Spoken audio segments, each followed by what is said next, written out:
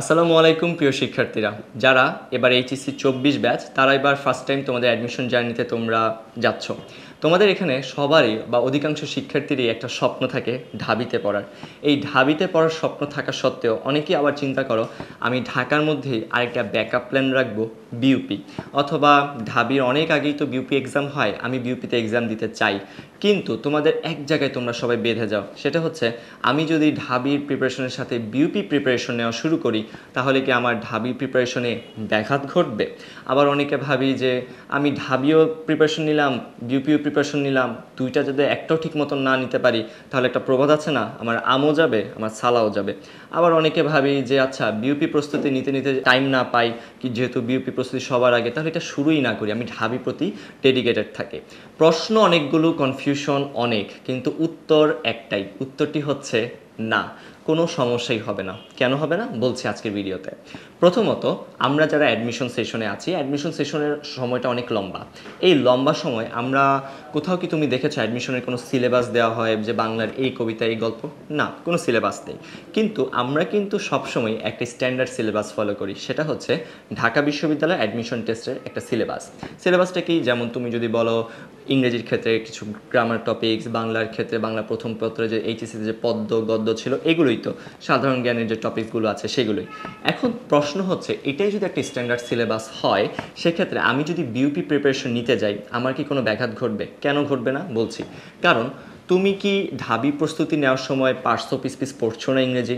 তুমি কি সাথে সাথে সেন্টেন্স কারেকশন, এরর ডিটেকশন, তুমি টেন্স বলো, ভার্ব বলো, sequence of tense, subject verb agreement, এগুলো কি তুমি পড়ছো না? তুমি পড়ছো। তুমি কি বাংলার ক্ষেত্রে পদ্যগদ্যগুলো পড়ছো না? পড়ছো। তুমি কি বাংলার ক্ষেত্রে সমাস, কারক, প্রত্যয়, বানান, উচ্চারণ এই টপিকগুলো পড়ছো না? পড়ছো। তুমি কি সাধারণ জ্ঞানের ক্ষেত্রে কি তুমি বাংলাদেশের ইকোনমি বলো, বাংলাদেশের যে সংস্থাগুলো আছে, আন্তর্জাতিক সংস্থা, সাম্প্রতিক ঘটনা, এগুলো পড়ছো না? বাংলাদেশের মুক্তিযুদ্ধের কথা অবশ্যই পড়ছো। এই টপিকগুলো কিন্তু তোমার বিউপিতেও আসে। তাহলে তুমি যদি ঢাবির জন্যই পড়ো তাহলে কিন্তু বিউপির জন্য যখন পড়ছো তোমার একই সাথে কভার হয়ে যাচ্ছে। তাহলে ভাইয়া বিউপির জন্য আলাদা প্রস্তুতির কথা আপনারা কেন বলেন?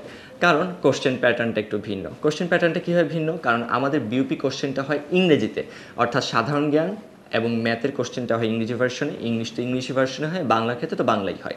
অর্থাৎ আমি কোশ্চেনটা বুঝবো কিনা, আমার কোশ্চেন প্যাটার্নটা আমি বুঝতে পারবো কিনা, বা যে টপিকগুলো থেকে বারবার কোশ্চেন হয় সেই টপিকগুলো কীভাবে আরও ভালোভাবে আয়ত্ত নিতে পারি। আবার একটা দিকে হচ্ছে তোমার বিউপিতে ভোক্যাবুলারি অনেক বেশি আসে, তাহলে আমার ভোক্যাবুলারির জন্য আরও বেশি প্র্যাকটিস করতে হবে। সেই প্র্যাকটিসের জন্য আমাদের কিন্তু আলাদা একটা প্রস্তুতি নিতে হয়। সো এই কাজগুলোর জন্য কিন্তু তুমি বিউপি প্রস্তুতি অবশ্যই নিতে হয় আলাদা। আরেকটা কথা আছে, তোমরা হয়তো শুনেছো 80 ভার্সেস 20 রুল। 80 ভার্সেস 20 রুলে বলা হয় তোমার যেটা মেইন টার্গেট সেটার প্রতি তুমি 80% সময় দিবে বা 80% ডেডিকেশন দিবে, আর যেটার পেছনে আসলে তোমার ব্যাকআপ টার্গেট বা অন্য টার্গেট সেটার জন্য তুমি 20% সময় দিবে। তাহলে ঢাকা বিশ্ববিদ্যালয় যদি তোমার স্বপ্ন হয়, মেইন টার্গেট থাকে, তাহলে তুমি যদি দিনে 10 ঘন্টা পড়ো 8 ঘন্টা তুমি ঢাকা বিশ্ববিদ্যালয়ের জন্য সময় দিবে। আর যে 20% মাত্র 2 ঘন্টা সেটা তুমি বিউপির জন্য ক্লাস করো, বিউপি কোশ্চেন ব্যাংক সলভ করো, তুমি প্র্যাকটিস করো। সেক্ষেত্রে তোমার ঢাবি প্রস্তুতিটাও অনেক সুন্দর গোছানো থাকবে, বিউপি প্রস্তুতিটা অনেক সুন্দর গোছানো থাকবে।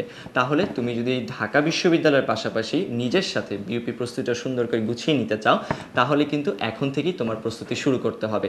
আর এর জন্যই কিন্তু আমরা আমাদের ফ্রি ফাউন্ডেশন কোর্স শুরু করেছি এবং একই সাথে আমাদের বিউপি আইসিইউ ব্যাচও কিন্তু লঞ্চ হয়ে গেছে।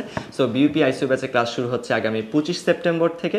সো তোমরা সবাই অবশ্যই ক্লাসে জয়েন করবে এবং ঢাবি প্রস্তুতির পাশাপাশি তোমার বিউপি প্রস্তুতিটা অনেক বেশি গুছিয়ে নেবে। তো তোমাদের সাথে দেখা হচ্ছে ক্লাসে।